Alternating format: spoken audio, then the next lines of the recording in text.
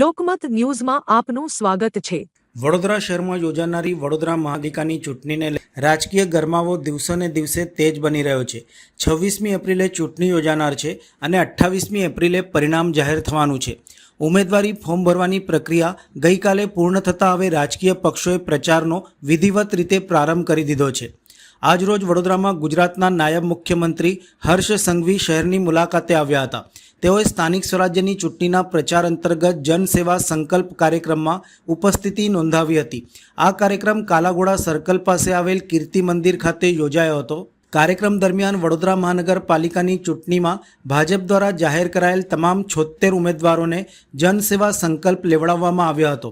આ સંકલ્પ હેઠળ વિકાસની રાજનીતિ, ભારતીય સંસ્કૃતિની વિચારધારા અને વારસાના ગૌરવને પ્રાથમિકતા આપવાનો નિર્ધાર વ્યક્ત કરવામાં આવ્યો હતો। ઉમેદવારોએ એક ભારત શ્રેષ્ઠ ભારતના વિઝનને સાકાર કરવા પ્રતિબદ્ધતા વ્યક્ત કરી હતી। આ કાર્યક્રમને ચૂંટણી પ્રચારના શ્રી ગણેશ રૂપે જોવામાં આવી રહ્યો છે, જેમાં સ્થાનિક નેતાઓ, ભાજપના કાર્યકરો અને અગ્રણીઓ મોટી સંખ્યામાં ઉપસ્થિત રહ્યા હતા।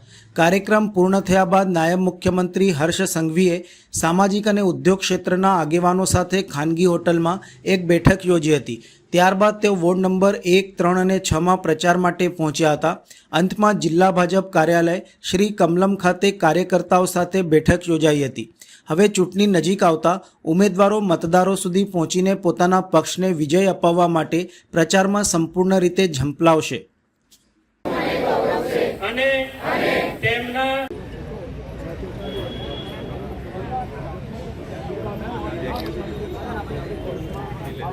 ના ભાવ સાથે કાર્ય કરતો રહીશ।